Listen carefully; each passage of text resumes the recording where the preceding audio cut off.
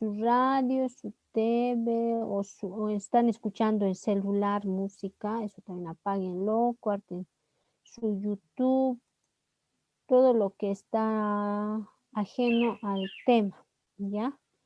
Apáguenlo y vamos a continuar. Ya están sentados en su mesa, ¿no ven? Desde la anterior clase, desde la siguiente clase me van a mostrar sus cuadernos, ¿ya? Por ejemplo, a ver, cuando estén llamando lista les voy a dar el ejemplo, porque siguen ingresando. Ya, ahora sí. Entonces, la anterior clase habíamos quedado en este subtítulo 9, o nos toca este subtítulo 9, ¿no? Prestación de recursos al sector privado, ¿no? Habíamos visto, o estamos en el tema de Banco Central de Bolivia, ¿no? Donde hemos visto que este banco se ha creado el 20 de julio, bueno, se ha vuelto a crear el 20 de julio de 1928, pero ya teníamos un banco central desde que ha nacido la República en 1925, ¿no? Luego ha cambiado de nombre en 14 de abril y el 1 de julio de 1929 inicia sus actividades. Ha sido reformulado en su organización y administración por la misión Kemmerer, ¿no? Que ha organizado nuevamente el Banco Central de Bolivia y además ha formulado nuevas leyes y otros, ¿no? Para la aplicación en nuestro país, ¿ya? Pero en ámbitos económico-financieros, o sea, para el Banco Central de Bolivia, ¿no? Para la Contraloría General de la República más, ¿ya? Luego hemos visto que en Bolivia hemos tenido procesos sociales en 1900, o en la década de los 50 y de los 80, que han logrado que en Bolivia se produzca una inestabilidad económica, lo cual ha afectado al Banco Central de Bolivia, ¿no? Luego hemos visto la naturaleza jurídica, que es un banco público de derecho, es autárquico, o sea, que se gobierna a sí mismo. También hemos visto que el objetivo del Banco Central de Bolivia es luchar o bueno, trabajar para que nuestra moneda no pierda su valor adquisitivo, ¿no? O sea, controlar la inflación, como dice acá, ¿no? Luego, el Banco Central de Bolivia es el único que puede imprimir o mandar a imprimir billetes y monedas en nuestro país, ¿no? Y nuestra moneda sabemos que es el boliviano, antes era el peso boliviano, ¿no? Luego, en este subtítulo hemos visto que el Banco Central de Bolivia es quien guarda el dinero de todas las entidades del Estado, o sea, por eso es corresponsal de cada una de las entidades estatales, como ser los ministerios, las gobernaciones, los municipios y otros que tienen sus recursos, tienen que guardarlos en bóvedas del Banco Central de Bolivia. Claro que pueden ir sacándolos con cheques, hemos dicho, ¿no? Luego, ¿qué más hemos visto? La anterior clase, la prestación de recursos al sector público, ¿no? El Banco Central de Bolivia va a prestar dinero al sector público, o sea, ministerios o puede ser gobernaciones u otros, siempre y cuando haya catástrofes o calamidades públicas, ¿no? Y esos préstamos van a estar a través o van a ser realizados a través del Tesoro General de la Nación, ¿ya? Y dice ahí siempre dentro del límite monetario o dentro del límite del programa monetario, ¿ya? Y ahí hemos quedado, ¿no? Nos tocaba el subtítulo 9, prestación de recursos al sector privado. Entonces, el Banco Central de Bolivia, dice, no está facultado para conceder créditos, o sea, préstamos al sector privado no financiero. En otras palabras, nos está diciendo que no va a prestar dinero a personas naturales o jurídicas que no sean bancos, ¿no? O sea, nosotros, o sea, ustedes, yo, o si alguien tiene una empresa, no puede sacar un préstamo directamente del BCB, ¿ya? Sino que se puede sacar a través de un banco, o sea, cualquier entidad bancaria que requiera algún préstamo puede solicitarlo al BCB y si es aprobado, el BCB le va a prestar dinero a ese banco, por decirles al banco BIS, al banco FIE, Y recién con ese dinero ese banco va a poder prestar dinero a las personas naturales y jurídicas que requerimos, ¿ya? De ese préstamo.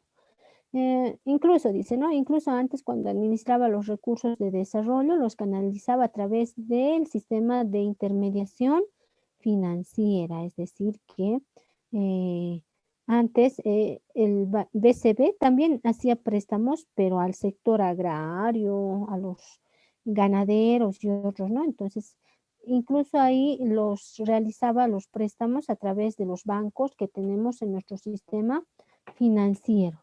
¿Alguien tiene alguna consulta? ¿Tienen consultas? Nada, ¿verdad? Entonces, esos son los préstamos, ¿no? Ahora vamos a ver este subtítulo número 10, ¿ya? Posibilidad de devolución de depósitos a ahorristas de entidades financieras en liquidación. ¿Qué nos está diciendo esto? Que el Banco Central de Bolivia puede devolver el dinero a los ahorristas o a la gente que ha depositado sus ahorros en bancos que ya no existen, o sea, que han entrado en quiebra, que están en liquidación, entonces el BCB puede devolverles, ¿no?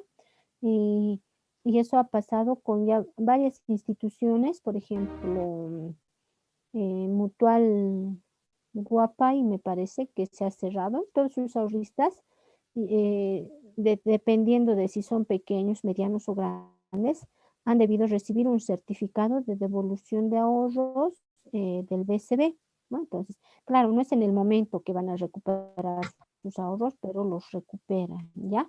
Entonces, eso es. Y el banco puede, o el Banco Central de Bolivia puede decidir, ¿no? Si va a devolver todo o una parte del dinero, o va a devolver ahora una parte y de aquí a unos meses otra parte, ¿no? Entonces, eso dependiendo de la situación económica del país, ¿ya? Entonces, leamos esta parte, a modo de introducción les expliqué, ¿no? En uso de una facultad potestativa que le confiere la ley 1670, el Banco Central de Bolivia puede decidir subrogarse total o parcialmente los depósitos de los depositantes de las entidades de liquidación, ¿ya? Es decir, puede decidir, voy a devolver todo o una parte nada más de los depósitos eh, o a los ahorristas que tenían su dinero en ese banco que ya está en liquidación o ya no existe, ¿no? Entonces, subrogarse quiere decir que va a poder decidir o negarse en alguna proporción a devolver todo, ¿no? O puede devolver todo o una parte, como dice acá, ¿ya? Este principio o el principio aplicado en esta materia ha sido el de proteger totalmente a los pequeños ahorristas y parcialmente a los grandes ahorristas, ¿no? Con la emisión de certificados de devolución de depósitos. Es decir, que si una persona ha confiado en un banco X y este banco entra en quiebra, se liquida o se cierra, entonces el BCB va a devolver. Primero, ¿a quiénes va a devolver? A los pequeños ahorristas, ¿no? A las familias que tenían sus ahorros. Y luego va a decidir devolver a los grandes ahorristas, ¿no? Hay personas que tienen 1.000 bolivianos en un banco o 2.000, o no sé. Entonces, ellos, los del Banco Central de Bolivia, ven hasta qué monto se va a considerar pequeño ahorrista, luego hasta qué monto es mediano o gran ahorrista, ¿ya? Entonces, los que tienen millones seguramente son los grandes ahorristas. Debe haber gente en Bolivia, aunque quizá en Bolivia, ¿no? Porque el dinero está controlado, ¿no? Pero que hayan llevado dinero a otros países, ¿no? Algunas personas que a veces tienen un dinero, pues normalmente lo llevan a otros países porque para no rendir cuentas en su propio país, ¿no? ¿Por qué tienes tanto dinero? Así, ¿no? Entonces, si hubiera una persona que tuviera, no sé, 10 millones de bolivianos de ahorro, ¿no? Entonces, a esas personas al final se les va a devolver su dinero o una parte nada más si es que su banco entrara en quiebra, ¿ya? ¿Qué más? Mm, ahí se les entrega este certificado del que les hablaba, ¿no? Y con ese dinero, digo, con este documento pueden recuperar su dinero, ¿ya? La subrogación de depósitos solo procede en la medida que no ponga en riesgo la estabilidad macroeconómica del país, por si acaso, ¿ya? Entonces, hay que tener también en cuenta de que, digamos que estamos como Venezuela, ¿no? En un país que ya no hay mucho dinero, la gente es pobre, entonces, y los ahorros que tenía la gente quieren recuperarlo, ¿no? Entonces, van a sus bancos y el banco les puede decir, no, estamos en épocas inflacionarias, no se les va a devolver todavía, esperen un año, 2 años hasta que se estabilice, ¿no? Y así seguramente les han dicho a los venezolanos. Y para no devolver, ustedes saben, una política, una estrategia que agarran es pues crear un proceso inflacionario para no devolver las deudas, ¿no? Entonces, mientras se devalúa la moneda, digamos que el banco tenía que devolver 10.000 pesos a alguien eh, y justo en ese momento se produce un proceso inflacionario donde si con 10.000 pesos podían comprar, no sé, digamos que también un auto por un proceso inflacionario, digamos, de un mes, un año o 2 años, como el que ha ocurrido en Venezuela, ya después de ese lapso de tiempo, con esos 10.000 pesos solo pueden comprar, digamos que un par de zapatos, ¿no? Entonces ya el banco se desliga de la deuda, entonces fácilmente les devuelve sus ahorros a las personas, ¿no? Porque ya la deuda o la moneda perdió su valor adquisitivo. Entonces, el gobierno podía decirles mientras tanto, ¿no? Estamos en un periodo que no hay mucho dinero, esperen un año, 2 años, hasta eso se produce la inflación y recién les devuelven el dinero. Entonces, y con ese dinero, ¿qué hace la gente o qué ha hecho en Venezuela la gente? Se ha ido de su país y aquí han venido cargados de mucho dinero, ¿no? Que cuando no había inflación, seguramente con eso podían comprar muchas cosas, pero después de la inflación ya no, ¿no? Y acá en Bolivia también ya a nosotros no nos sirve su dinero. Entonces lo que han preferido hacer es vender sus billetes como estampitas, ¿no? Entonces, eh, esas cosas también, Vela, o de esas cosas también se preocupa el Banco Central de Bolivia, ¿no? De si es que va a devolver el dinero a los ahorristas de un banco que ha entrado en quiebra, lo va a hacer siempre y cuando haya estabilidad macroeconómica. Macroeconómica se refiere a la economía del país en sí, ¿ya? Nadie tiene consultas, están atendiendo. 11. Con eso vamos a acabar el subtítulo, ¿ya? Estructura orgánica, digo el tema. Licenciada, una consulta yo tenía acerca del anterior punto que estaba hablando.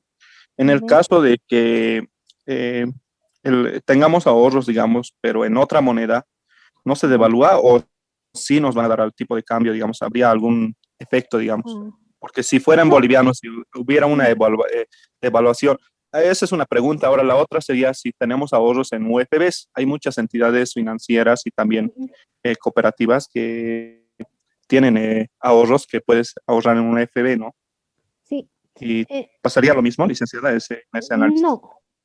Con la UFB es un indicador económico que ha sido creado precisamente para controlar la inflación en nuestro país, porque antes utilizábamos el dólar. Entonces, para no utilizarla y primero era para bolivianizar la economía, o sea, usar nuestra moneda.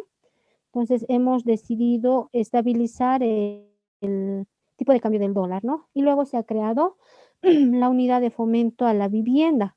Y eso ha pasado a reemplazar al dólar. O sea, si ustedes tienen sus ahorros en- con cláusula de mantenimiento de valor en UFBs, entonces su dinero eh, va a ser conservado en función al aumento de la canasta familiar, porque en función a a ese parámetro, a la canasta familiar y otros más que utiliza el INE, se calcula el valor de la UFB y se calcula en el Banco Central de Bolivia también, por si acaso, ¿ya? Entonces, como está eso en función al valor adquisitivo de una canasta familiar, entonces, si digamos que un kilo de zanahorias vale 2 bolivianos en una fecha y luego vale 10 bolivianos en otra fecha, entonces, si está evaluado en UFB, sus ahorros no van a perder o va a ser mínima la diferencia. Pero, ¿qué hacen los bancos para no perder por tipo de cambio? Porque en ese caso los bancos son los que pierden. Entonces, lo que hacen es bajar la tasa de interés en ese tipo de cajas de ahorro. Si ustedes hacen una comparación, caja de ahorros en moneda nacional, 2% de interés les van a ofertar, o sea, ustedes van a ganar 2%, pero si em, abren con cláusula de mantenimiento de valor en UFBs, también en bolivianos, solo con esa cláusula, no, con esta cláusula es 1%, se les disminuye la tasa de interés para que el banco no tenga tanta pérdida en interés, ¿no? Y si se produce un proceso inflacionario, ya es el banco el que va a perder, ¿no? Pero los bancos también tienen sus medidas. Cuando ustedes depositan un dinero, ese dinero lo prestan, pero ya no lo prestan en bolivianos, lo prestan valuado en dólares o al tipo de cambio del dólar. ¿Eso qué quiere decir? Que usted me preguntaba primero si en dólares no voy a perder. Si tienen dinero ahorrado en el banco y está en dólares, si entramos en un proceso inflacionario, no van a perder, porque el dólar es una moneda internacional que no pierde su valor en gran escala, ¿no? Y también en la anterior clase, creo les dije, ¿no? Varios países están tomando el dólar como su moneda. Por ejemplo, está Ecuador, si no me equivoco, y en Venezuela han tomado la misma medida que en Bolivia, ¿no? Que valorizar su moneda, no permitían que otra moneda ingrese, pero ya con este proceso inflacionario, la gente prefiere tener su dinero en dólares y el mismo gobierno venezolano ya todo lo calculan en dólares, ¿no? O sea, a la fuerza creo que han vuelto a cotizar en dólares. Y entonces, si tienen su dinero ahorrado en dólares, van a cualquier país, no van a perder, ¿no? Ahora, si tienen, digamos, en soles o en pesos argentinos, ya dependiendo de si esa moneda sube o baja, ¿no? O sea, eh, ese sería el riesgo, ¿no? Como les digo, el dólar es la moneda más estable junto al euro, ¿no? Entonces, es mejor tener los ahorros en esas monedas, porque si lo tenemos en otro tipo de moneda, puede ser que en ese país también pase algo, ¿no? O sea, hay que buscar monedas de países estables, y el más estable es en nuestra región es la moneda del dólar, ¿no? Entonces, eso. Entonces es mejor. Algunas personas sí están previniendo y están cambiando su dinero a sus ahorros a dólares, ¿no? Pero los bancos también como previenen todo, entonces lo que están haciendo es que no pagan tasa o un interés por ahorrar dinero en dólares. Pregunten en su banco, les van a decir, no, es 0,5% el interés en moneda extranjera, les van a decir. Y en moneda nacional, 3%. ¿Cuál prefieren? Moneda nacional, ¿no? Entonces, eso, pero si quieren así tenerlo asegurado su dinero en dólares sería, ¿no? Porque no creo que a Estados Unidos lo vayan a afectar en su economía, ¿ya? A no ser que, no sé, no sé que haya una guerra y destruyan ese país, pero después no, es una de las monedas más estables a nivel mundial. Otra pregunta, Licenciada, muy buenos días. Una pregunta. a ver, escucho, Entonces, eso de la escucho. devaluación de la moneda, se podría decir, mucho depende con la economía del país. Sí, sí, con la economía del país y también con algunas decisiones políticas, como les he puesto el ejemplo en el anterior tema. No, no en el anterior tema, en este subtítulo, ¿no? Cuando hay conflictos y otros, la economía tiende a desgastarse. Por ejemplo, esas revoluciones del 52.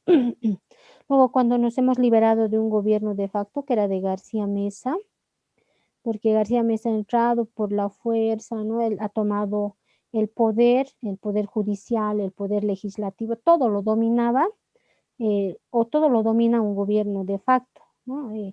Han metido a la cárcel a varios dirigentes que reclamaban por los derechos humanos, ¿no? Hasta hoy en día, les decía en la anterior clase, está Waldo Albarracín, está la señora Amparo Carvajal, ella es viejita, ¿no? Y sigue reclamando por los derechos. Ellos han sido exilados, otros han desaparecido, han muerto, ¿no? Entonces, cuando se produce ese caso de levantamientos, puede ser que para darle alguna solución, ¿no? Como ha hecho Hernán Siles Suazo, él quería eliminar la deuda externa y ha provocado la inflación, pero él quería provocar en una medida que pueda controlar y que nuestra deuda externa, mejor dicho, baje, pero se le ha salido de las manos y su deuda externa o la moneda ha perdido tanto el valor y no hemos podido pagar la deuda externa, o sea, la deuda que teníamos con otros países, ¿no? Producto de esos gobiernos que habían salido antes, ¿no? Que tenían todo el poder en sus manos, ¿no? Entonces, eso ha desequilibrado la economía en Bolivia y se ha producido un proceso inflacionario, ¿no? Eh, para eso han tomado medidas otros gobiernos, ¿no? El gobierno de Víctor Paz Estenssoro ha entrado y le ha dado, digamos, una solución a la economía de Bolivia, pero siempre hay sectores que se ven afectados, ¿no? Pero eso ocurre más que todo cuando hay este tipo de procesos. Por eso les ponía de ejemplo también en la anterior clase. em, por ejemplo, con eso de las medicinas. Digamos que estamos en una batalla química, ¿cómo le dicen? Química, creo que le han dicho, ¿no?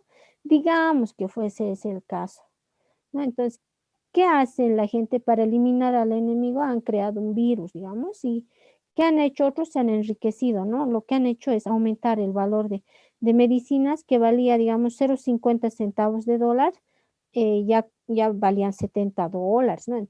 En ese caso ha perdido de valor el dinero, porque si con 50 centavos podían comprar una de esas tabletas, creo que la ivermectina ha subido en ese precio, ¿no?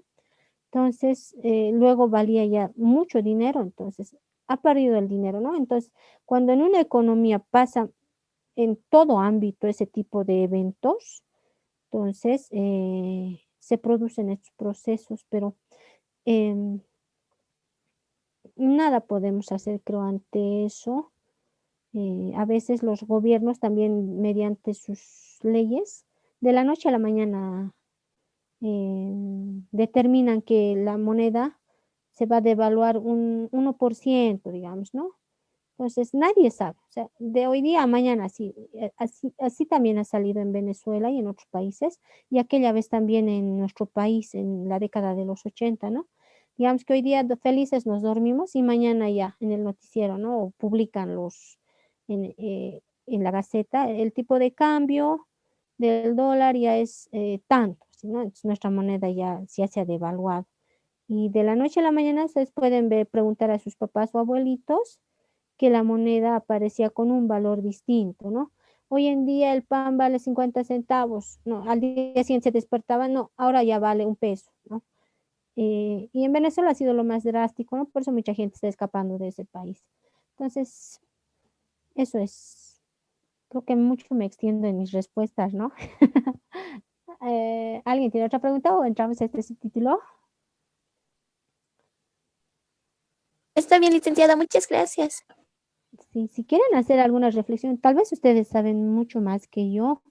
He tenido estudiantes que eran profesores, uno era arquitecto, tenía una estudiante que era abogada, luego ingenieros, y hay pues personas que saben mucho más. Si saben, tienen que compartir con sus compañeros para que todos estemos informados también, ¿no?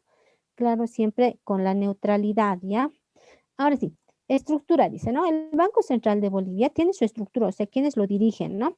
Y quienes están en la línea de mando o de responsabilidad u operativa, ¿ya? En este caso, el Banco Central de Bolivia está integrado en la parte superior por un directorio, ¿ya? Luego tenemos a la presidencia y entre la presidencia y el directorio tenemos a este departamento que es la asesoría jurídica o asesoría de política económica, que se encarga de ver la normativa que emana desde el gobierno y la normativa que también el Banco Central de Bolivia emite, ¿no? Para que todo esto coadyuve a la estabilidad económica del país, ¿ya?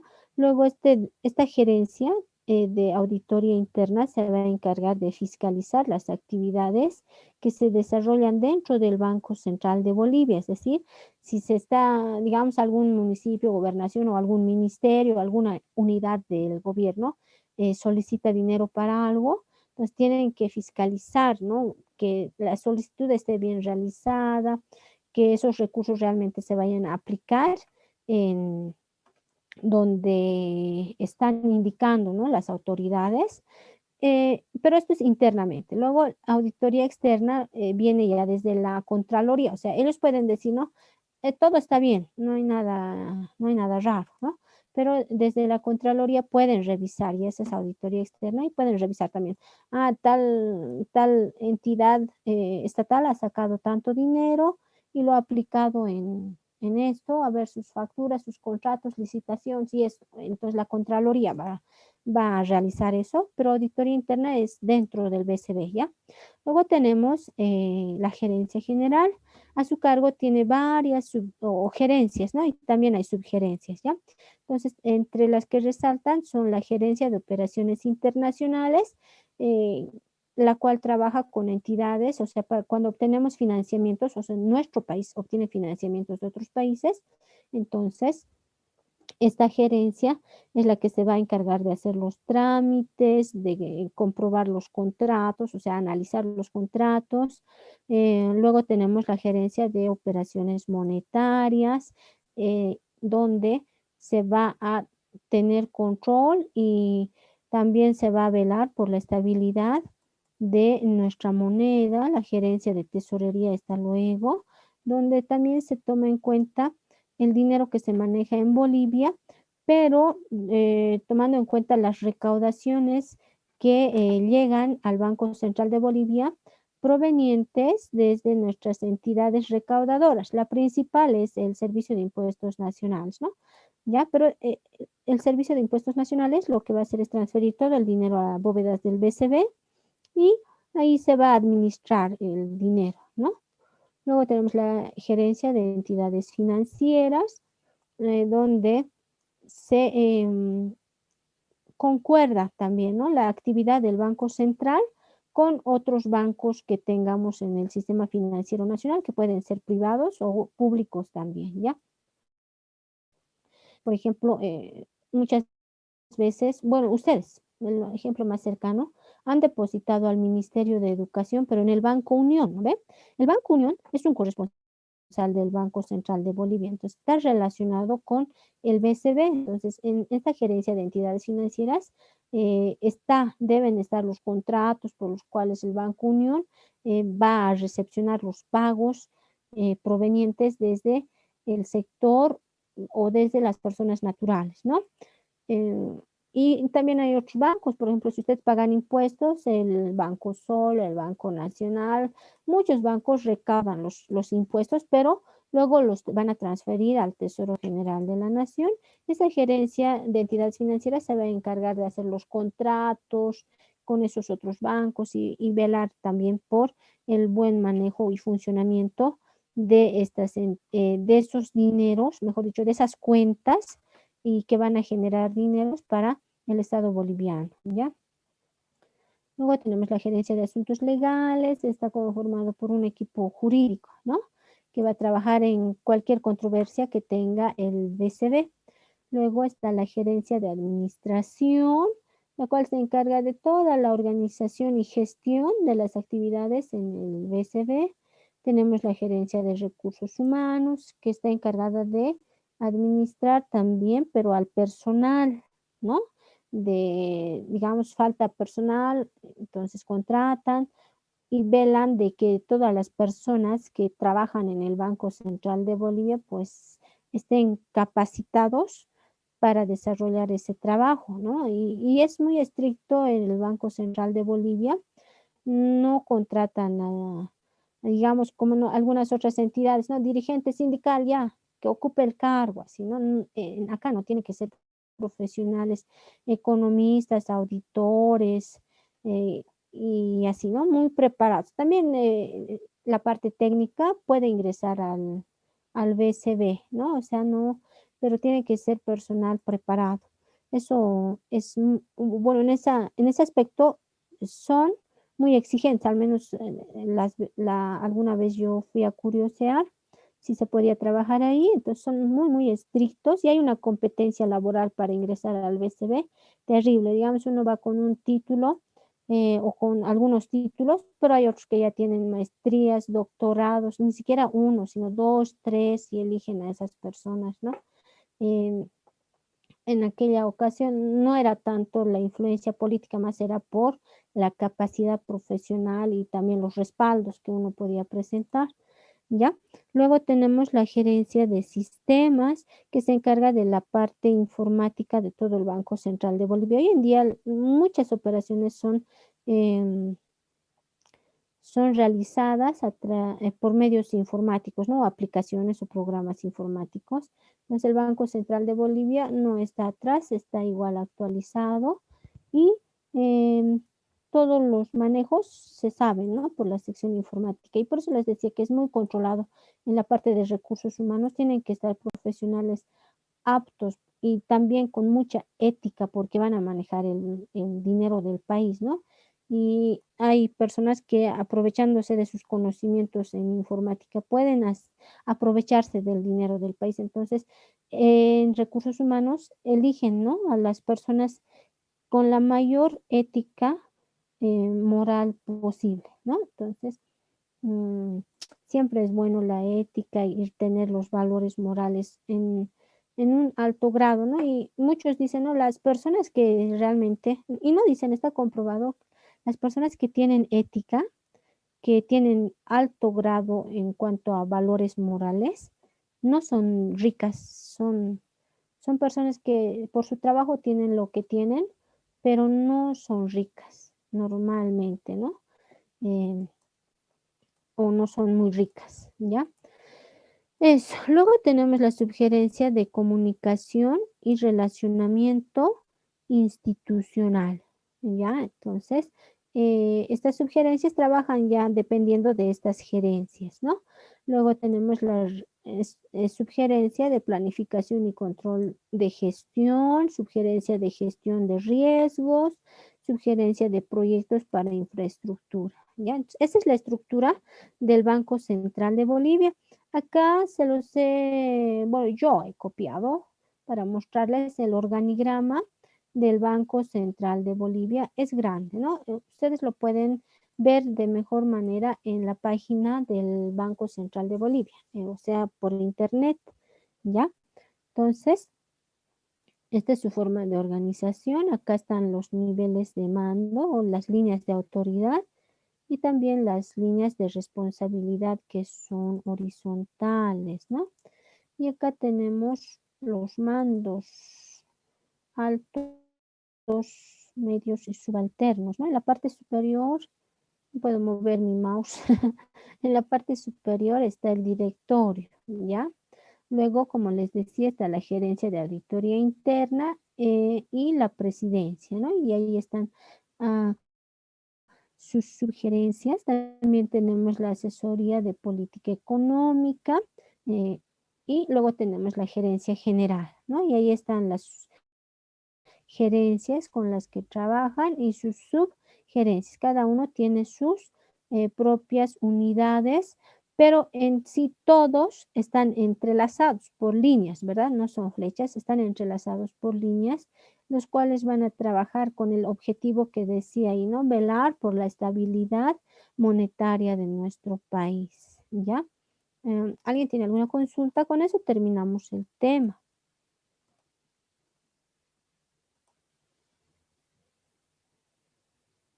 ¿verdad? ¿No tienen consultas? Llamaremos lista entonces. ¿Dónde está? A ver, les voy a preguntar algunas cosas. Aquí está, ¿no? Antes de que me olvide. He habilitado un Classroom, ¿ya? O sea, una clase por la aplicación de Classroom. No están habilitando todavía la plataforma Moodle. Entonces, esto es para recepcionar sus trabajos, quizá van a dar su examen parcial en esta plataforma y este es el código, ¿ya?